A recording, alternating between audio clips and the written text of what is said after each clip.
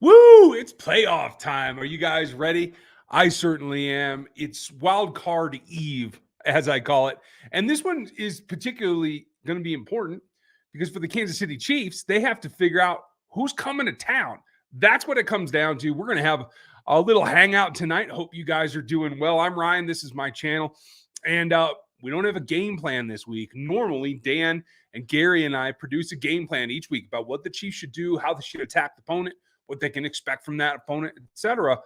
Not much tonight because Chiefs don't have an opponent. And I think as much as they're kicking back and relaxing, I think we have to feel like this is a good opportunity to get a lay of the land on who the Chiefs could be facing. Now, we're going to go over a lot. I put the guys on the thumbnail tonight that represent the two teams that I feel are most likely to be playing Kansas City. Now, what happens is they go through in the wild card round, and it is every man for himself. The team that is still surviving, that is the lowest seed, is who will come into Kansas City and play the Chiefs next week. That's important. Now, that doesn't always mean that it's going to be the lowest seed. We'll talk about what I think is going to happen and what you guys think is going to happen. But shout out to our friends. KL's here. Dustin's here. Den's here. How you doing, buddy? Let's see. Capture's here. A lot of folks coming in. Gary's even made it. Congratulations. I'm pretty excited about tomorrow as well. Not a fan. A lot going on here. What's up, buddy? Hope you're doing well, Night Hunter. JJ, nice to see you as well. We got a lot going on. And the fun part is going to be, as you guys bring up topics and stuff, we'll probably answer a couple questions tonight. But it's really just about hanging out and what to expect from this playoff run and a couple of big things that are affecting it. We're going to talk about the Chiefs All-Pros as well, because that's a nice feather in the cap this week. Bieniemy had an interview already. He's going to have more. I am certain of that. So a lot going on. And I know there was concern about some of the All-Pros, but it came around. Feeling good about it overall because it's just a mild distraction. Gives them something to think about, keep their mind off of too much while they're relaxing to get ready for next week. This is the thing. And I said this when all the hubbub was going on about whether it's going to be the home field advantage or whether it's going to be the neutral site. I kept saying, and I still feel this way, I don't care about the neutral site. I understand that it's a unique situation, and had the Bills pulled both their games out, they still would have gotten first place. So it doesn't bother me that Chiefs might have to give up the AFC Championship game at Arrowhead to go to a neutral. It's not like they're going to Buffalo. That's not even on the table. So I feel good about that. The bigger thing for me was this bye week, what we're experiencing right now, so that the team can experience that as well. That's probably the biggest deal for me. And I think that sets them up for the run that they're about to have. Now, can we take a look at the bracket and feel like we're going to see the Bills? Possibly. It looks like after Wildcard weekend, my expectation is unless one of the Bills or Bengals are upset, that they're going to end up playing each other. And one of them is going to knock the other off. That's great news for Kansas City. Probably not very happy about it if you're a Bengal or a Bills fan, and that's okay. But it comes back to the chances. Now, we'll talk about the main game here in a bit. We are going to be live tomorrow night, streaming live reaction to the Chargers and Jaguars team games. Because we feel like that's probably what we need to pay most attention to for the next week for when the Chiefs get their first matchup. So join us live. Put us on the computer next to the TV screen or whatever you feel works for you. But we're going to be watching live. We're going to be reacting live.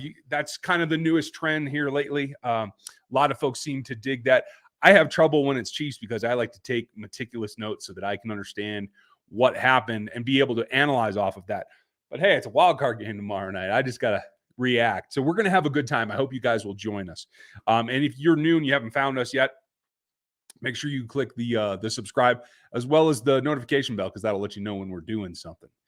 So the big thing for me is that you got to make sure that when you're getting ready, you understand what could happen.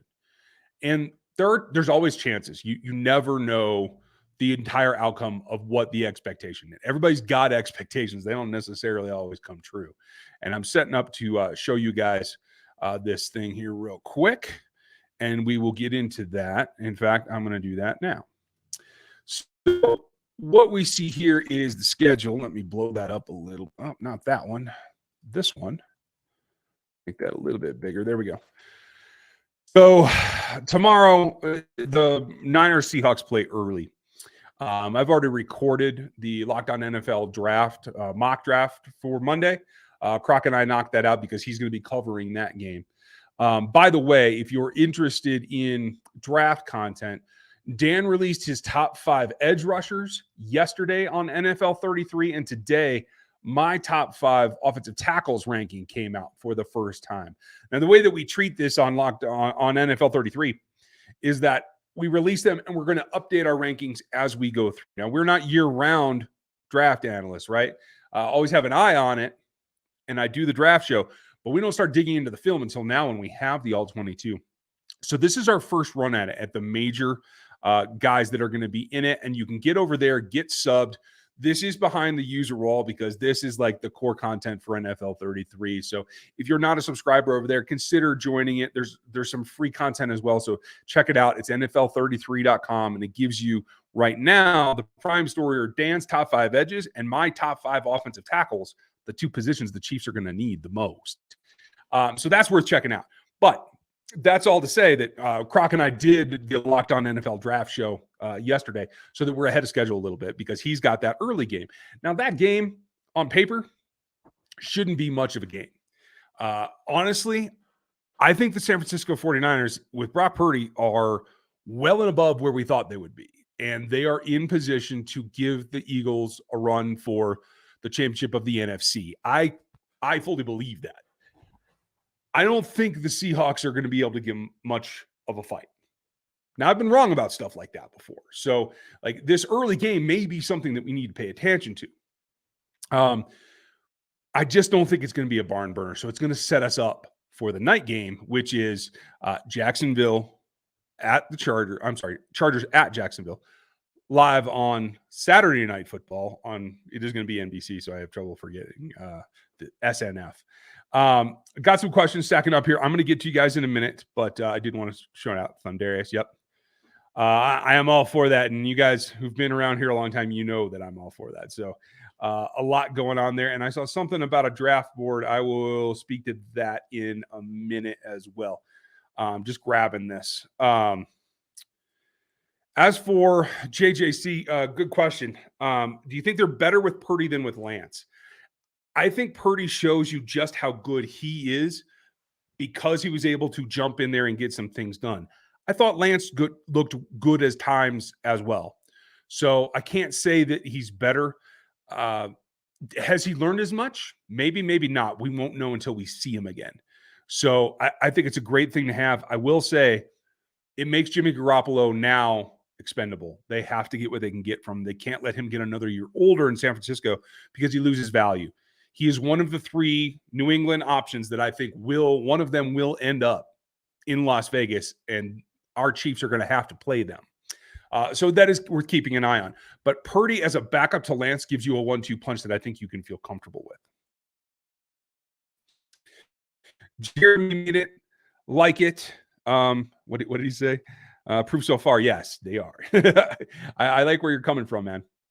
That's going to be a great game. But it sets us up for what we're going to watch together tomorrow night. Again, if you guys just got in here, we're going to be live streaming reaction to Jags and Chargers tomorrow night. It's because we feel that that is the most likely opponent for the Chiefs next weekend. Nothing that can't happen in terms of an upset for Buffalo or Bengals. We'll talk about that in a bit. Excuse me. A little sneezing here today. And by the way, cheers to you guys. It's Friday night, so I'm having a beer. Might as well have it together if I can get it to focus on it. But that's from Storm Peak. This one's called Money Tree IPA, and that's exactly what IPAs are. I haven't had a beer on the show in quite a long time, so cheers to you. That said, it's going to be fun to watch because you never know what will happen with the Bengals or the Bills. Could somebody upset them? Sure. We'll talk about reasons why and why not here in a bit. But it is about Chargers and Jags. And right now, I kind of feel like it's chalk. The big news that we got today is that Mike Williams has an inverse fracture of his back. For those of you who know, that is generally a sports-related issue. It is a compression of one of the spinal vertebrae. And it is, over time, it wears down, produces stress fractures. I have personal experience with this, with not only myself, but one of my daughters has had this. There's a lot that goes to it, and it makes it very difficult to perform. I don't think there's any long-term risk of damage or anything like that, but it is something that you got to keep prepared for. So it's something that you want to keep an eye on. Rest is the number one prescribed thing. So he's going to be out at least 3 weeks, which means should they make the Super Bowl, they might be able to get him back. I don't think that does that. Even if Bosa is able to play, and it looks like so far he's going to be, without the offensive firepower to compete with the Jaguars, who've been on a roll as of late, it's hard for me to imagine that they're going to be able to put up the points to stay in that ball game and win it. If they do, they get to go to Kansas City. That's not exactly an incentive. They have to see that as a big challenge. That said, 3 or 4 weeks ago, the Jags beat the Chargers 38-10. It wasn't close. It wasn't pretty. And so there is that abiding factor that without Mike and that last result, I took, if you guys heard my predictions on Locked On Chiefs today, I took the Jags. And I didn't think it was going to be that close, to tell you the truth. I think I had a 6-point margin. I don't know if it's going to get to that, to tell you the truth. So I think the Jaguars are the team that's going to come into Kansas City. We'll find out tomorrow, and you guys can be here for it.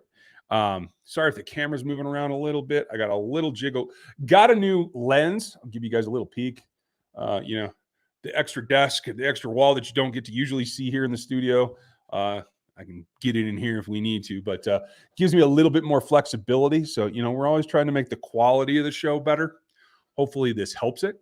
Might have a little shake, though, because it's a lot heavier than the old lens. So just need to let you guys know that. But as Jaguars look like the stronger team to me, there's a couple things that you have to defend. They have a solid running attack with Etienne. Lawrence, I almost feel like this is still his rookie year because he had overcome so much with Urban Meyer, and Urban put him so far behind. I feel like I had predicted that he'd be on the right track by mid-season with Doug. And for those who don't know, it is Doug Peterson as their head coach who's designing and calling their offense as well. There was talk that he was going to have the coordinator call, and he wasn't going to be – it's just like Andy. Coordinator gets ideas. He makes decisions. That's the way it goes. That said, it took a little longer, but I do feel like they're on the roll. Now, last week they had to have a defensive effort to win that ball game. I think that was an omen. I mean, I think that was an aberration. I don't think that's an omen. I think that the offense in Jacksonville is going to be on track in the playoffs. I think they're going to give the Chargers all that they can handle. And I do think it's going to be a good time worth watching it and seeing the intricacies. They have a lot of young talent there. They have a lot of inexperience, a lot like the Chiefs do. I think that plays into their hand. And so, at least for that ball game, right now, I'm still predicting the Jaguars win. And the Jaguars will be the team that comes in Arrowhead next week. So, we're going to pay particular attention to that. Now, it looks like we're having a couple of internet issues. I just got a message. I am going to step aside for a second. Give you guys a little break, and I'm going to switch nets real quick. Bear with me for just a minute as I put this up.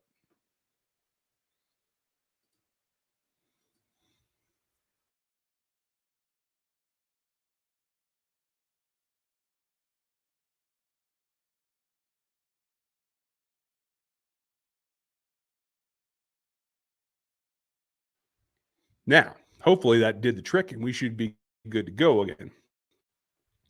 What we're going to find out, and yes, that did say believe 2022. I know it's 2023 now, but that's the same thing that was the result of last year's win against the Bills. So it's still applicable in my mind anyway. So, that's a good point. Not a fan. We'll talk about that here in a minute too. I forgot about the contract aspects of some of this that we're going to get into. So I'm keyed up for this Jaguars game. The Chargers, if the Chargers were to pull that out without Mike Williams, I'd be pretty impressed. To me, that means that not only Keenan Allen has to have a good game, So does Eckler. And that balance, I think, is what they can kind of rely on. And it's something that also the Chiefs have to be wary of. I'm still not concerned about it. It is Mike Williams that is the big matchup problem for the Chiefs. So I think they're going to be okay there. Now let's get into a couple of your questions. Then we'll come back and we'll talk about the other games that are going to be going on. We're going to start back at the top, from the top of the show. What's up, buddy? Hope you're doing good, family man. New Punk. Mark this predictions. Karlaftis gets 5 sacks in the postseason. I hope you're right. I am totally with you. I would love to see that. Family, do you guys think that the Ravens can do the same? We're going to get to the Ravens here in a bit. They have said that Lamar isn't going to play. Sammy Watkins begs to differ. He thinks he can kind of bully and shame Lamar onto the field. I don't know what's going on with Sammy. He's always been kind of a groovy dude. This did not feel like him, the things that he said today, but we'll get to that here when we get to that matchup. Your draft board coming for free again. Yes, it will be released on NFL 33, and my draft board will be a free post on NFL 33. I'm not going to put it out through the other sites anymore. We're going to do our own thing. I've released it various places over the years, whether it was with Matt on Chiefs Digest or Arrowhead Addict had it before that. It's going to be on NFL 33. We're making a concerted effort. We're expanding our crew over there. I think we're going to have 6 or 7 guys on crew this year to do the film evaluations. Jeff Porter, who you guys know from the channel, will be helping me again with statistics. And then Gary might even jump into that. We will see. And obviously, you know, the athletic matrix, and that's going to go into all of our evaluations. It's all going to be released on NFL 33. You'll still get the draft guide when you guys are ready for it from Rogue APC. That is my consulting business, and hopefully we're going to have some more team contact this year. So we might have a little bit more context that goes into the draft guide. So keep an eye out for that. Thanks for asking, though, Simon. And if you guys missed it before, I tried to show it. You may have just joined, though. This is what's up there right now. It's the offensive tackle list. I started and released my top 5. And yes, it's a little atypical. I'm not exactly chalk compared to a lot of the other analysts out there. Do you think the 49ers are better with – oh, wait, we answered this. I'm sorry. I must have missed that one. So, Ocean Caroline, welcome. I'm glad you're here. Thanks for the great content this season. Appreciate it. I was wondering if there are any players in the NFC to keep our eyes on as a possible trade or free agent. From the NFC, nothing's popping off like specific to me. One guy that I'm keeping my eye on is in the AFC. He plays for the Patriots, obviously not in the playoffs. Isaiah Wynn's going to be a free agent. I'm not sure they're going to bring him back. I'm not sure that they see the investment that I see. I think he is meant for a more athletic, a more zone-based offense with a lot more pass sets, something like Kansas City does. The power and the volume of run that they do in New England, I don't think is really for his strengths. So I think his representatives and maybe he himself, Isaiah might want to move on from there. Now, he was a guy that I had pretty high coming out of Georgia. So this would be like the second contract kind of thing that Brett Veach loves. We can talk in the offseason about comparing him and Orlando Brown, et cetera. Right now, I have a hard time seeing a long-term contract for Orlando. I could see another franchise tag year, which would be 120% of his last salary. But I have trouble really seeing much beyond that. So that's a good one. But Caroline, as we get a little bit farther, I will give you a few more, and we'll get to the free agency phase when the season's over, and we'll hit that very heavily on the breakdown shows as well as the weekly Monday night Q&A. So we'll have all of that for you. Pono, hope you're doing good, buddy. Would you prefer to trade our number 1 pick and move up? Excuse me. Oh, that one I lost. Sorry. Our number 1 pick, move up from what you see in the draft class, or would you grab or what free agents? I think it's going to be a mix. The tackle position, I think Wynn is probably the prime candidate. Mike McGlinchey is going to be a free agent. I don't think I'm really interested in that. He is an upgrade over Andrew Wiley. But I wouldn't say that he's an upgrade over the potential that Lucas Niang has. The question is, we don't know if we're going to see Lucas Niang. So I'm more concerned about the left tackle spot. But I will say this. If there's an edge rusher or tackle that falls into about the range where McDuffie was, 20 to 23-ish, I can see them going up and using this pick. Now, I expect them to have the 31st pick or 32nd, but Miami lost their first round pick for the tampering stuff with Brady. So there's only 31 picks in the first round this year. So at worst, the Chiefs will be 31st. And I'll take that after a Super Bowl win every time. But yes, I could see them moving that. Excuse me. A lot going on here. Family man, McKinnon Pacheco will get a lot of plays in the division game. I think so. And I hope that they can maintain the balance. There is the prospect of CEH coming back as well. I know Rojo got a few carries the last couple of weeks. I don't know that that's a playoff plan. I think that's kind of just keeping him warmed up and on the back burner for the in-case strategy. I do think that's going to be important. You want to have a third guy that you can get in there. So it's important. How much usage? Again, it's not terrible, but it's almost like they're tempting fate with how much they've been using Jarek. I'm really happy for him at his point in his career after all the injuries. I mean, to get my AFC Player of the Month this week, that's a lot. Like that, I'm great for him. I feel great, and I just hope that he can maintain his physicality. He seems like he's in good shape. He seems like he's able to withstand the hits that he's taken so far. And so as long as he can do that, he's going to be a great asset, and he's going to have he will definitely have a chance to come back. I think the Chiefs are going to want him. I think that's going to be important to them. This is why they kept him around in the first place. So I feel very good about it. I do want to get, before we get into the other stuff. Oh, okay. How about that Brandon Staley coaching masterclass?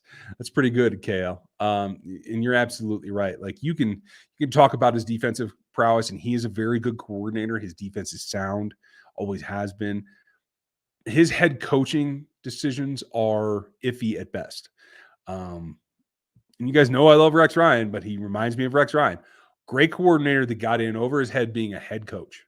And I think that's going to be the future. We'll see what comes of it. Maybe that changes, but that's how it feels to me. So I hope that he can overcome that and maybe for his sake, move on. And I think because they're a playoff team, I don't think he's going anywhere soon. But if they miss, if they happen to get Justin Herbert hurt, if the extension causes them to go down the drain, because there are multiple guys that have extensions coming this year. Herbert, Burrow, who else? There's another major quarterback. I think it's Tua, right? Another one of the big ones that have the extensions like on the table this year. And the Chiefs have weathered that storm already. They've gotten through the, hey, you have to give the quarterback a boatload of money. And they've come out the other side no worse for wear. It's a huge plus. And I think that's really the key that you're looking for in being able to sustain that big thing. That is a huge hurdle for 99% of teams. It is rare that you get through that unscathed. So knowing that that's out there, I think that that's going to make it harder for Staley in Los Angeles. Almost said San Diego again. But that's coming. It's not here yet. They can do what they can do and get as much done as they can right now. I think that's important. Now, before we get to any farther, cheers to you guys. I need to have another sip. But we got the secondary announcements today of the All-Pro list. So I hope everybody's happy with it. It turned out pretty dang close to what I had expected. I'm trying to pull it up here so we can have a look at the list. But the big additions, obviously, were the fact that you got a couple more guys that got onto the second team. Now, the players voted on the first team, and, you know, it was what it was. We were kind of waiting to have the official list released, and that happened today. And so you have not only Chris Jones, Patrick, Kels, Tommy, good for Tommy. You also had Joe Tooney and Creed Humphrey add in. You got to feel really good about that. Now, I'm trying to find the one that listed the votes, because I do believe that L'Jarius Sneed got a vote. I don't seem to be able to find that readily, so I'm gonna go with that and just go off of memory. I believe L'Jarius got a vote, and that's a good sign. It doesn't mean anything at the end of the day is going to come of it, but it's starting to get recognition, and that's good. Creed is kind of a year delayed from when he really should have earned an All-Pro, right? He should have been that last year. But especially for an offensive lineman, it's hard to get the exposure. It's hard to get the votes because you're playing inside the middle of your team, of the depth of your team that doesn't show up on plays. I think that's the hardest part. How you doing, Travis? Hope you're doing good. And we're going to get to that, KL, I promise you. Lot going on here. A couple other questions. Let me mark those, and we'll get back to those in a minute. I think you guys are setting me up for some of my topics, as it is anyway, so well done. Kudos to Joe. I know he's struggled with the ankle thing lately. I think he's weathered that storm really well. I feel good for him. I feel good where he's at. So, like, as long as he doesn't re-injure it, I feel like he's in good shape. He deserves an All-Pro nod. I think that was worth it. And kudos for Creed for a second year running. I think Creed actually has played better this year than he did last year. And so this is kind of, in that situation, the delay. So I expect him to be a perennial guy who gets into that. The question is going to be, Nick Bolton got a few votes, and L'Jarius Sneed got a few votes. I think that's going to keep coming. They have to continue to bolster some other positions as well. A team that's got 4 or 5 All-Pros on it, hard to stop. I mean, the Chiefs have done their thing getting into the top 4 consistently over the last years. That's what they need to do to continue that. And they're not going to be like the Bucs that sold out for Brady's Super Bowl. They beat the Chiefs, with a surprise defense and all that, and then they fade away. Much like the Rams, they get their win and they fade away. The Chiefs are still here in the top 4 every year. Just keep running it back. I think that's going to start poking through here pretty quick. I think you're going to see the possibility of multiple championships on this run as some of the other contenders fall away. What happens with Joe Burrow and Josh and Justin when they have to pay those guys contracts? What happens when Jalen's contract comes up? There's a lot of things that stress an organization that aren't necessarily the quarterback's play on the field.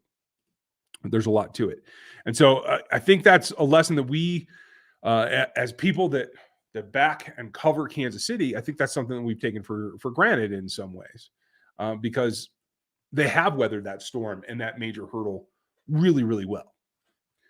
Let's see. There is a comment about it. Let me get to it here. Okay, I got that one. We're going to get to Lamar in a second. There it is. Jeremy, EB interviewed with Indy this week. Thoughts on that? Will he get it? Would he want it? They kept it under the radar, and Irsay let it slip after the fact. That's a pretty good sign because that means he was early in their list, and that's because of Chris Ballard. Chris Ballard was here in Kansas City. He knows EB. He understands that Frank was a positive. I wouldn't call him a player's coach necessarily, but Frank Reich is a positive dude that doesn't come down on his guys. He's a rah-rah rally dude. From everyone that I've ever spoken to who's played for him, that's how his mentality is. EB's a hold you to the fire guy. I think they could use that in Indy. Jeff Saturday doesn't seem to be that guy either. Jeff Saturday's ill-prepared to be a head coach. This was an interim thing. There's no way that he can continue as the NFL head coach of the Indianapolis Colts. And I think Jim Irsay is about to figure that out. So will he get it? I think Eric Bieniemy is a strong candidate because he has that connection with Ballard. I think he's probably on the inner circle. Is he the leader? I don't know. That really comes down, especially when you have, what's a nice way to put it, an eccentric owner. Owner's influence means a lot, especially now because Chris came out and had some really self-deprecating things to say about his management of the team. Now, I've tried to help them out, and they passed on working with me, and they made some choices that kind of went against what was best for them in terms of athleticism, in terms of what the projection was long-term. And I think Chris Ballard and his staff are starting to recognize some of that. And so I hope that they pick some things up. And I hope that they start thinking outside the box. I'm going to try to help them. We'll see if they come around. I would suggest, if I were in that situation, you should hire Eric Bieniemy because you need a change of pace. You need to raise players, push players, challenge players to get to the next level. You have some core components there. I like what they've done with their wide receiver group. Obviously, you have Quentin Nelson who's underperforming. You got to get him back on track. You have to block for Jonathan. You have, I'm supposed to call him Shaquille now on the other side. There's some blocks there. You have to have a coach that can push them. You have to have a coach that can speak to what the challenge is, not just what the players need to hear from their perspective. There has to be a back and forth. So I'm not sure that another player coach is the way to go. And I think Eric Bieniemy is definitely different than that. And I think he's a guy that could really raise the level there. And honestly, I think Eric deserves a job. I know he's brusque. I know a lot of people say he doesn't interview well. He's interviewed 14 times in the last 3 seasons. Sorry. There's something personality-wise, I think that's probably a barrier, but I don't think it's a game changer, a showstopper of any kind. He's got to give it the right situation that wants a guy that's going to break down those barriers and push you through walls and that kind of thing. And I think this may finally be it. I think his time in Kansas City is coming to an end. I don't know that there's a future for Eric Bieniemy on this staff past this season, regardless of whether he gets a head coaching job or not. So I do think it's something he should consider, and I hope it's something that he gets. Will he? I don't know. What do you guys think? Do you think EB deserves a head coaching job? And do you think that he'll get the Indy job? Hit it in the chat, and let's see what you guys come up with. In the meantime, I'll take another couple. Not a fan really wanted Lamar to play, shaking my head. They need to pay the man. They do need to pay him. He needs to understand the situation. He's chosen not to have an agent. He needs to adapt appropriately to that. Whether that's demands, whether that's structure, whatever, he needs to do that, because I agree they do need to pay him, but it's got to be consensual back and forth. I'm disappointed. I had hoped he would play too. His announcement sounds like he's not going to. Now, Sammy Watkins came out, said some things to the press today that were creepy. Like if he had done it to Mahomes, people would be burning him down right now in Kansas City. But he's trying to say that he doesn't understand why he couldn't come around, that he's not that injured, that he feels like he's got a path to the Super Bowl. They made it in. Sammy has a somewhat point that you get into the dance, you get into the tournament, it's 14 teams, best man win, go. Lamar gives you an edge there. From a selfish standpoint, I cover the Chiefs. I pull for the Chiefs. I want them to knock off the Bengals for them. So, there's that part of it too. So, will that happen without Lamar? I'm taking the Bengals tomorrow night. Sunday night. Let's double check that. Make sure I have that right in my head. Yes. So that's the late game on Sunday, Baltimore versus Cincy. And right now, without Lamar, I have to take Cincy. There's really no other way for me to look at it. It's implausible after what we just saw last week, which was an 11-point win by the Bengals without Lamar. And if he's not there to rescue them, I don't see much changing. It's always a possibility, but I just can't see it. I got to tell you. And that said, could Duvernay bust one off? Could a kick return turn that game around? Possibly. They have guys that can make big plays, but I just don't know. I just don't know that I see that. So right now, I am staying with the Cincinnati Bengals as my prediction to win that ball game. And so number 3 moves ahead.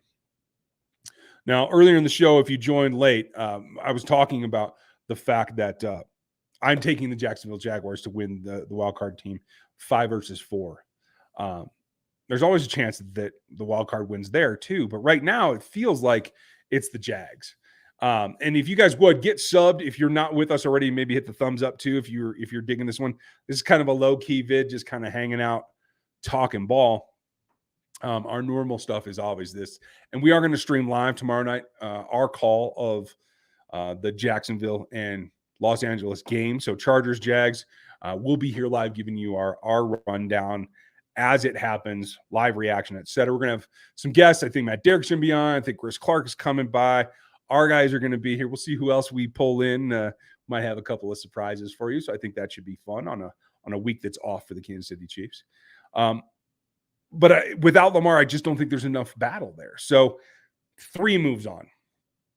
That leaves us the big game on the AFC side, Buffalo and Miami. We're going to talk about that here in a little bit. Want to get to some more of your questions before we do, and we'll do that. What do you think is going to happen with McColl this offseason, concerning that he missed the past couple of games? I don't necessarily think that it's the last couple of games that are going to have a determining factor. I think they're being overly cautious because they do value his input to the team. I think what it shows,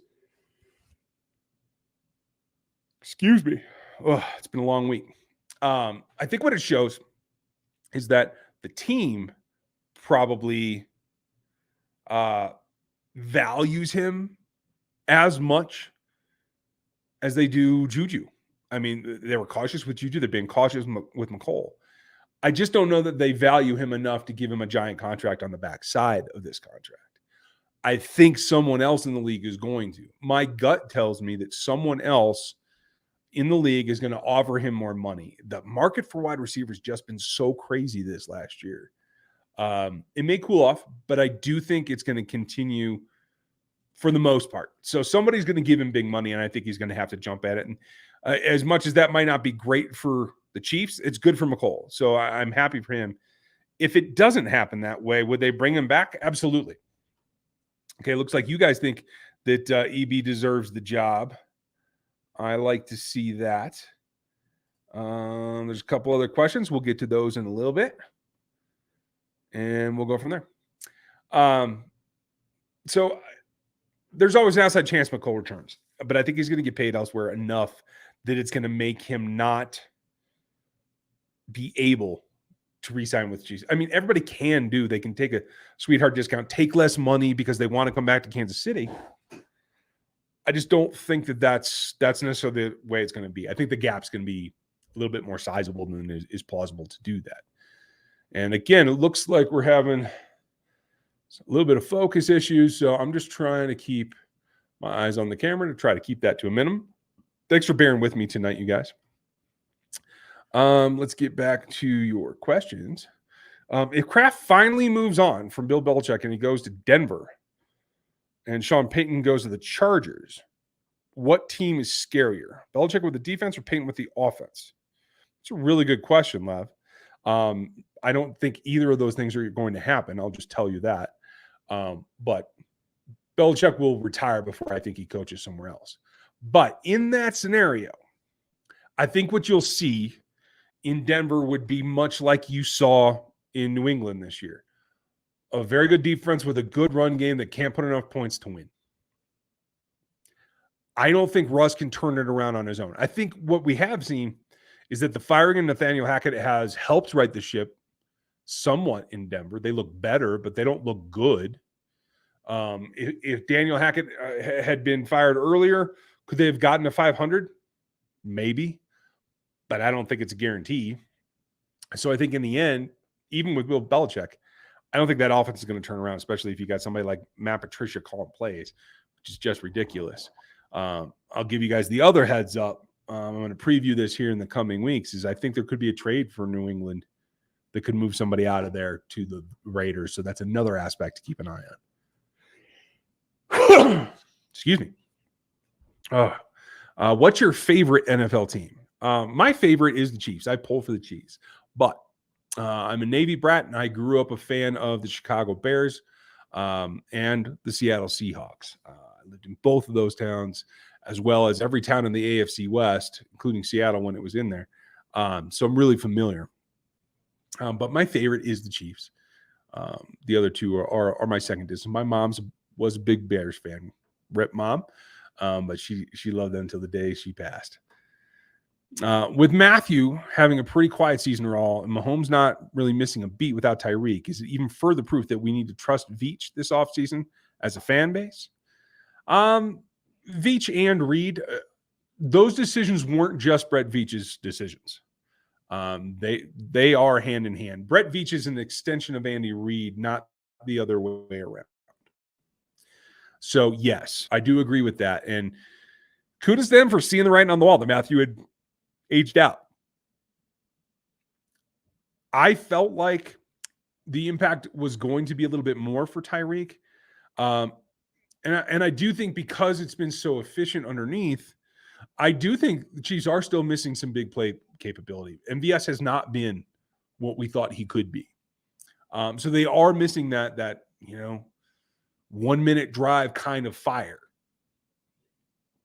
But I think your takeaway, Lev, is correct. In the end, you got to trust the brain trust in Kansas City, and they're going to get it done. Let's see. KL, do we see Willie Gay step up this postseason? All the physical tools, but he hasn't put it together yet. Yes, and he's been hurt late in the seasons a couple of times, so he's had trouble doing that. Now where he's at, yes, he is in position to be a playmaker, and I think that he will, particularly if they play the Bengals, because the Bengals are going to have to run Joe Mixon. They're going to attack through the air. I think the Chiefs are going to have a concept to shift off and prevent some of the things that we saw last time. And so their next move will be to run the ball more. Mixon's been very good at times this year, and I think they're going to have to do that. I think Willie's going to be the antidote to that. So I do think he will have a good postseason. I think he will be a game changer, to tell you the truth. Let's see here. Nick, thanks for the support, buddy. Folks, if you want to support the channel, this is the way to do it. You can do it in the super chats. That's super quick and easy. You can buy gear at the gear store. We've got some great stuff. This is my new favorite. I wear it a lot, but we've got, Chiefs Nation stuff, Rogue Nation, Chiefs Kingdom, hoodies, shirts, the whole 9 yards. So if you want to support the channel that way, you're welcome to do that. And you get some cool gear while you do. So that really helps. But Nick's question, and thank you again, Nick. What do you think about the Atlanta Stadium being the lead for the championship game? Some people see it as seem to be against a dome stadium. Yes. This was the NFL maximizing its playoff money-making potential. One of the bigger stadiums in the league, so more seats, more sales. One that will not be affected by weather in terms of the broadcast, and therefore the broadcast dollars that go into the advertising for the game. One little thing that isn't known, unless you're in the business like me, where advertising dollars is what pays your income from all of our podcasts here on the channel, advertising as well. What you guys do here in the Super Chats. Thank you, Nick. And some of the side things that we do, but it is all ad-based. That's a big chunk of it. So is the NFL. Advertising spends go down on outdoor winter games, even in the playoffs. So they'll get a bump in terms of revenue there. I think that is part of it as well. But I'll say this too. It's a non-AFC stadium. I think that was important to them. To make it a truly neutral site, if you went into another AFC stadium, you might have more fans shifting one way or the other. So now they go to a market that doesn't care about the Bills or the Chiefs. It's less than 100 miles difference to get there for each of the fan bases. I think that makes sense. And the controlled environment is what the NFL likes in terms of the product that you see on the screen. And that is their thinking. If I'm in their position, I can't really argue with it. I personally would have moved it outside because Kansas City and Buffalo are both outside stadiums. So the host, no matter who it would have been, if the game had been completed with Hamlin and all that, it would have been outside. So I would have kept it outside.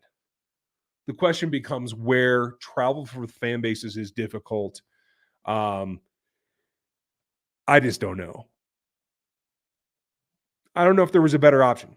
That's what it comes down to. So I think it's intriguing. It's not set in stone yet, but I'm glad you brought it up, Nick, and thanks for doing that. I appreciate it.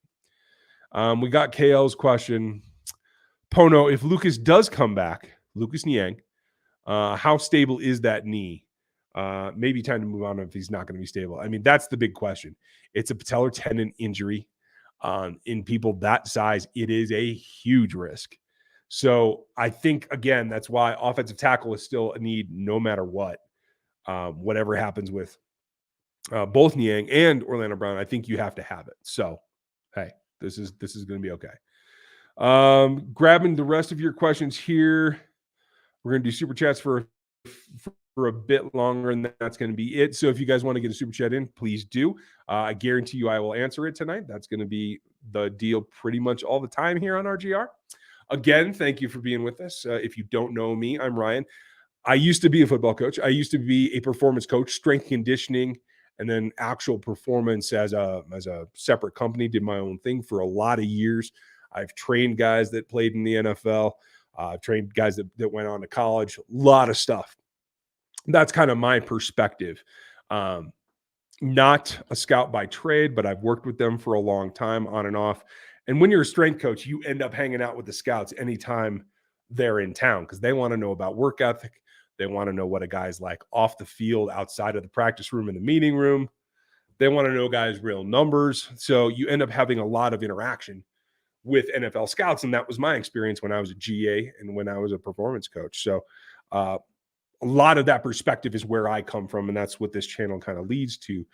My crew is very diversified. If you don't know RGR football yet, I'm just the guy out front. All my guys are doing their work. Longtime film analyst Seth Kaiser is with us. Dan Harms, our lead film analyst, young guy, knows a lot, learns a lot.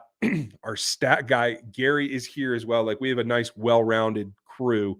And some folks kind of come and go. We have other contributors that aren't full-time, but do what they can when they can. So if you are new to us, please hit that sub button. And I think you'll enjoy the content that you get because we talk ball all the time. Can Chris Jones reach the same level as Buck Buchanan?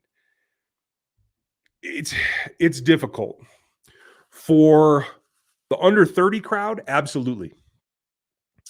For somebody who, like, I didn't even get to see Buck play, and I'm probably older than the average person that watches this channel, but I still have respect for it. I think once you get under 30 right now, I think you kind of lose that perspective because you never got to saw anything even close. So that's going to be difficult, but if he spends the rest of his career, I think he has a chance to get there. Chris Jones, another All-Pro, another 2, and he's in the Ring of Honor no matter what. I think that's pretty clear.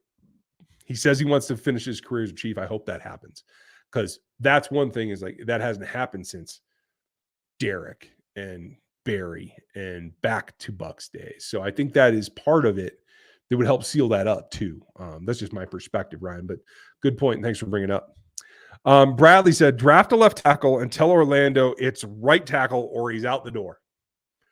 I don't have a problem with that, except he's had that ultimatum before, and I think he might choose not to play. Because if you did say that, he can choose not to sign a franchise tag. Just because you give him a franchise tag doesn't mean that he has to sign it. He can choose to opt out from playing. And then you have to try to get trade value out of him or something like that. And then it'd be Orlando coming and sign and we'll trade you away. That never ends well. And the other option is for him to just stick out. And you don't get anything out of it. It's a difficult situation. But just in terms of X's O's on the field, Bradley, I can get down with what you're saying. I think there's a reason they told him he could go and keep Ronnie Stanley at left tackle in Baltimore, because I think he's just proven that even though he said he trained and stuff, he was not able to change his game enough to be a more fleet-footed left tackle. And that's what this offense in particular needs. The Chiefs, we got to remember, the Chiefs took a big swing at Trent Williams, and he's still an All-Pro right now. So, like, they were on the right track. Orlando was their second choice. We have to remember, it's not like they wanted him over Trent or anything. Chiefs made a good run at Trent Williams, and had they gotten him, I think we'd be having a much different conversation. Daryl, how much will it affect the championship for not being the loudest stadium in the NFL? It will have an effect. I can't tell you how much, because I don't think the cold echoes as much, to tell you the truth. I think it kind of falls off a little bit in the cold. Maybe it's just that people aren't able to, give it the full gusto in the cold because they're freezing, while they're trying to breathe and stuff. But I think the overall volume will be made up for that by being in a dome, and I think Chiefs Kingdom travels well. Now, Bills fans travel well also. So it's going to be up to, can they get the edge? Does Chiefs Kingdom show up more in a neutral site than Bills Mafia does? I think that's what it'll probably come down to, Daryl. Great question, though. Big test. Glad you're back. Minus the Jags versus Bulls, who do you think will have the best chance at an upset this weekend? Minus them, the best upset that I see brewing, and you guys are going to laugh at this, I know you're going to laugh at this.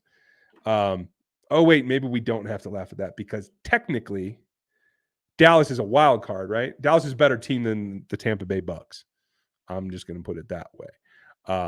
In fact, let me double check that because I want to make sure I'm calling that correctly.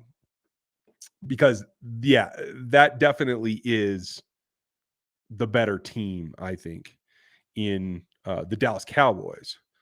And that is true, isn't it? Yeah, the Cowboys are the 5 seed. They're 4 games better than the Tampa Bay Bucks. And I know they didn't look like it last week because the second most likely upset, I think, is the New York Giants. And I know that's weird to hear too.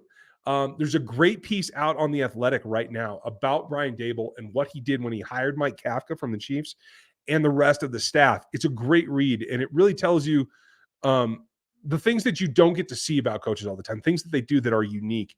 Brian Daboll was one of them. Really great piece on his hiring practice and the fact that it was a community and it was a staff that gelled on the go because they were interviewing each other. I mean, and when you're an all-star defensive coordinator like Wink Martindale and you're coming in at the end and you're interviewing with other people in the room, it's really unique. That never happens. So that was really cool to see.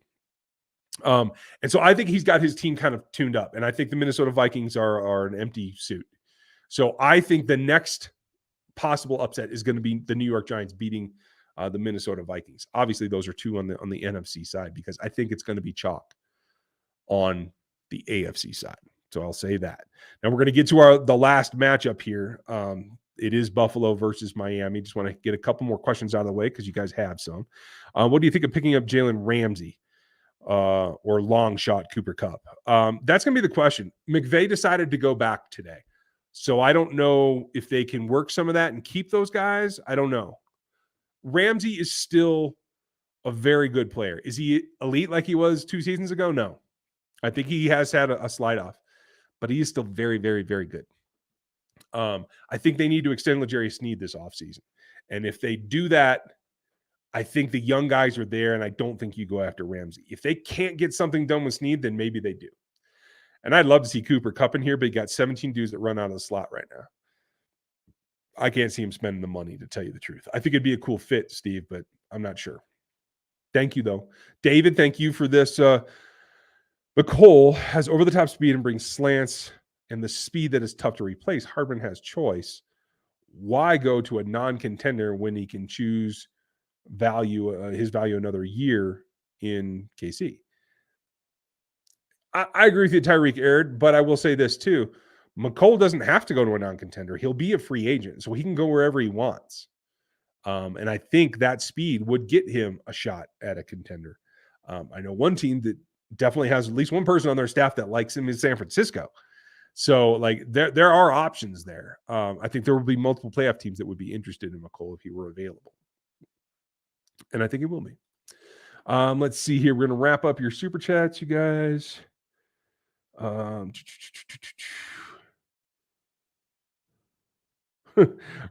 Rick Henderson. Yes, I see that you bought them at Sam's Club and you're not happy with the Built Bars.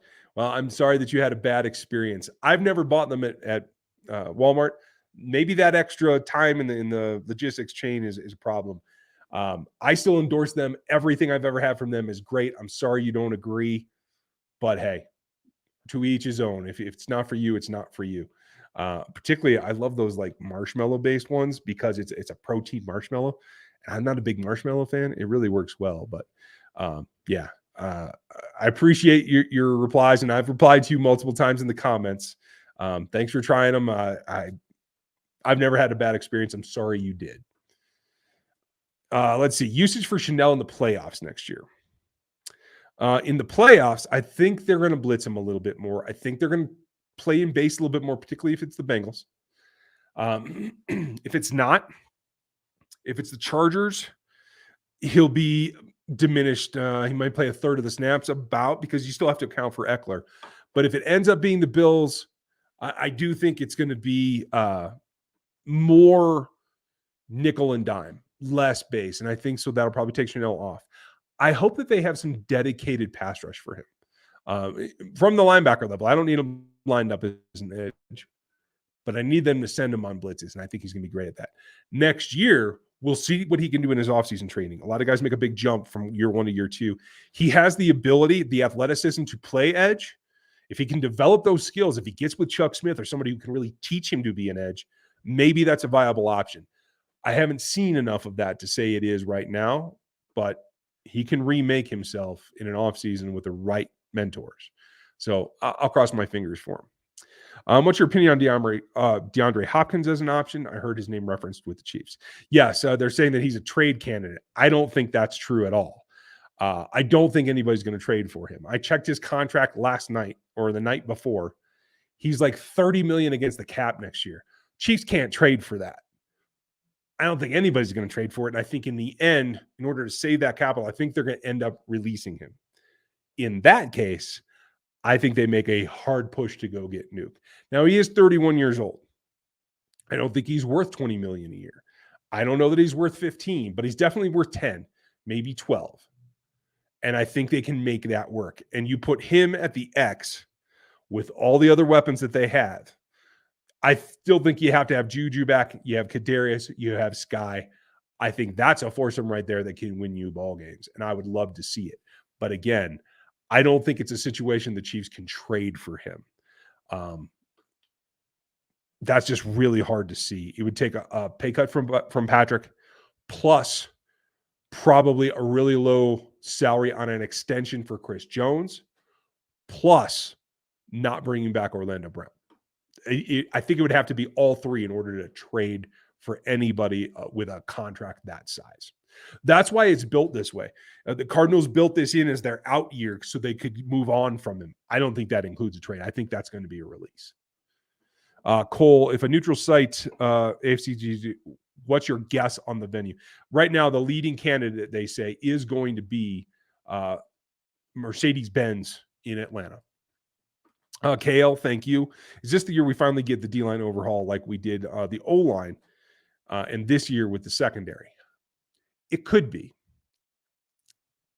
If Spags decides to retire, it definitely will be, and I think they'll go to a 3-4, and I think Joe Cullen's going to be the defensive coordinator. If Spags sticks it out, they definitely need changeover because you basically have Chris that needs an extension, but he's still under contract. Nadi's going to be a free agent. Brandon Williams is going to be a free agent. I think Turk has one more year, so I could be wrong, but I think he does. Colin's going to be a free agent. So, like, you're very thin already. So it would be the year to do it.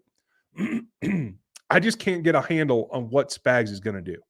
Spags is pushing, 64, 65. As I understand, that's about the end of it. I'm surprised if Bill Belichick comes back at 71. That's crazy.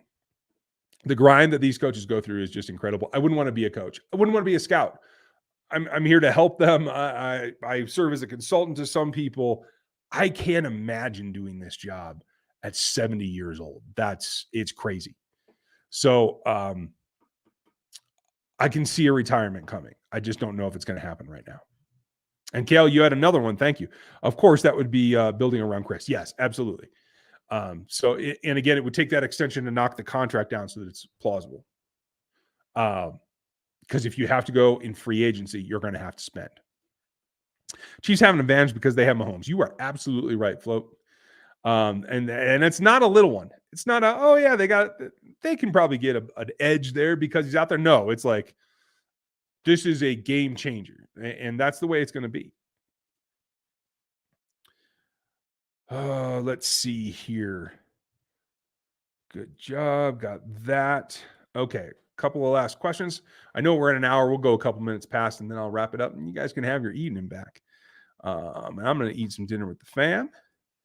Lev, if we hosted a flag football team between RGR and KCSN, me, Gary, Dan, and Seth versus BJ, Kent, Craig, and Maddie, who's winning? Can we make Cole the play-by-play and Maddie V can ref the game? I like that because Matt's a rules guy. I like that. And Cole does a great play-by-play. I love that idea.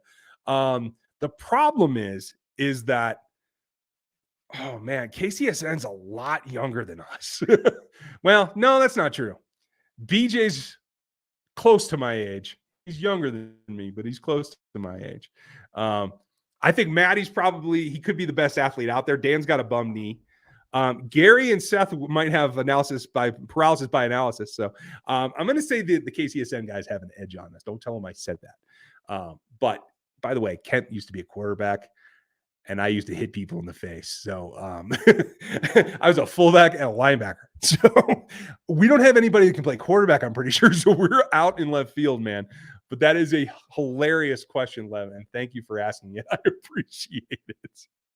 RGR is a great place to learn football if you love the game. Thank you, Red. I appreciate that. That's kind of been the goal all along. I've learned things through the years in a myriad of ways from a myriad of people that I've met along the way. And that's kind of what I wanted to start this channel for, to give back. And I love talking ball. I end up doing it to all my friends who don't love it as much as me, and they got kind of tired of it. So now I have you guys. And it's great. I appreciate you saying it, though. And it is good to know that folks do find value in what we do. Now, that's not take away from KCSN or from Cole or what Matt does. Everybody has their own style and their own piece of it. I think it also gives you a very good idea of what philosophy comes into this game, because mine's very different than, say, Kent's or even BJ's. And, everybody does a good job with the way that they do it. I love the fact that all those channels you mentioned, we all kind of work around. We don't work together all the time, but you can find the guys on here sometimes. Like I go on KCSN every now and then. Cole and I haven't done a crossover yet, but we will. Cole's great at what he does. He's got the whole comedy thing done. He's got the whole modern commentary thing down. Like I'm old school, X is an old dude, you know what I mean? So it's a nice hodgepodge. I think it's great. So thanks for mentioning it. And I think we're all in a pretty good spot with everything that we have going in Chiefs Kingdom. Thomas, thank you for the support as always. I didn't see a comment from you, but you're always out there supporting us, and I very, very much appreciate you. Chad, is Justin Watson on the team next season? I think he has a chance to be. I don't think MVS is. So you need a size role there. I'm not sure Fountain's going to be able to make it back either. And I think there's a draft pick in the future. If they were to land somebody like Nuke, it makes it tough. He's going to be in a special teams role. He's going to be 5 or 6, but he could still make it. So the big question are going to be the Ross and Ross brothers. Both of them have been obviously had injury history. Who knows what they're going to be able to do? I mean, if this was, sophomore year Clemson Justin Ross, he's on the roster already, and that's not the case. It's not who he is anymore. Can he get back? That's going to be the question. John is a guy that is a one-trick pony. Never really progressed even to the point that McCole is. So that's hard to see too. But they keep filling the practice squad, the futures contracts with options, guys that could step forward. I didn't think Justin Watson was going to make the roster this year, and he's been a guy that contributes time to time. So that's key. So you never know what's going to surprise you. Jeremy, free agency is very, very weak this coming year. I generally agree with you. There's a guy here or there that I like, that I think could be a fit. And again, we're talking about a system that's pretty unique. I think that makes things difficult on offense, maybe more on than on the defensive side, but definitely on the offense. Ocean, thanks, Ryan. Been learning about football through this channel, which has made my Sundays way more fun. Well, good. That's the whole point, right? At some point, we're going to have to do something, because my wife's tired of listening to me, although she's come a long way in what she sees on the field too. She beats me to half the calls as we do our little commentary back and forth every Sunday. So I'm glad to hear it, and I'm glad that it's worth the time that's spent here. And thank you for watching and supporting us. Jeremy, are we allowed to have eyes on Justin Ross right now to know if we need to make a move in free agency or draft, or if he's not coming along? No, we're not. He is an IR. He's not allowed to practice. He can go to the facility for treatment. He can be in meetings. He cannot be on the practice field. We will not see him until OTAs. And even then, with Andy's rules, I don't know that we're going to see him there. So we'll see what happens. Let's see. Rick, is Hartman ever going to play another game other than Call of Duty? He's on Twitch all the time. I didn't know that, but that's funny. Yes, he definitely will. I think he's just probably going to be playing for a different team. Hey, and that's okay. What else? Do we have anything else? Oh, one more from KL. Justin Ross combo is very interesting. The team, plus Mahomes and Kelsey, were hyping him in a way you just don't see very often, but until they did the cleanup surgery. Exactly. Like you can see that old guy that was so explosive and so dominant in college. You can see that he's still in there. It's will his body let it back out? That's going to be the question. And unfortunately, he's had a long string of serious injuries. So it's a question I can't answer. So, hey, it is.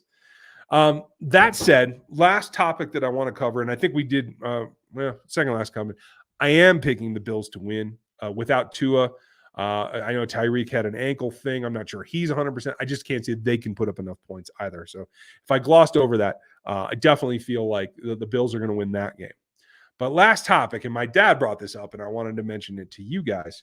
The MVP is still out there, and I think the more that we take a step back, and I think this week will obviously emphasize it as well, there really is no competition. Patrick got 49 of the 50 All-Pro votes. He's going to win the MVP in a landslide as well. It's really not that close. I said it in week 11 or 12 when Jalen had only 2/3 of the yardage and the touchdowns that Patrick had thrown. And yes, he had scrambling touchdowns. He used his legs. He had a lot more yards that way. Fine. This is a quarterback award, and he just was never in it. It's Patrick's award. He will be MVP. It's time that we start referring to him by MV Pat. And I'm going to have something cool for you guys when it comes down to that announcement. So be prepared for that. I have a great logo that I've spent a lot of time working on. I'm pretty excited about it. But you can take solace in the fact that it should be a competition every year and everybody wants to make it fair. But in all honesty, Patrick Mahomes is the best player in this league. He's the only player that can win it this season. If it doesn't happen, then something has gone terribly, terribly wrong. Let's see. A couple last second questions. Was Skip Bayless the dissenting vote? I have no idea. I don't think Skip gets the vote. It's hardcore writers. It's not media personalities. And honestly, I wouldn't know because I don't watch Skip Bayless because he's just bluster. He doesn't know the game very well. Do you think the Chargers should fire Brandon after playing Mike? I mean, yeah, it's hard to say. I mean, he's been a good coach for them. Do they fire him? That's up to Telesco. I have no idea whether it'll happen or not, but it was certainly a mistake. It is as bad as any clock mismanagement or anything you've seen from Andy Reid ever. So it's pretty horrendous. That and the fact that Bosa is able to move is a big plus. So, hey. Thank you, Night Hunter. I appreciate you guys. I appreciate you all for being here. I know it's Friday night. It's a little bit different, but tomorrow's a wild card game. So I wanted to get it done. We are going to be live. Last notice, we will be live during Chargers Jags. We're going to be giving you play-by-play breakdown, reaction, great conversation. Please come join us. Put it on a side screen if you want while you watch the ball game, but we will be here. I hope that you will too. You guys have a great night. Enjoy your Saturday, and I'll see you tomorrow night.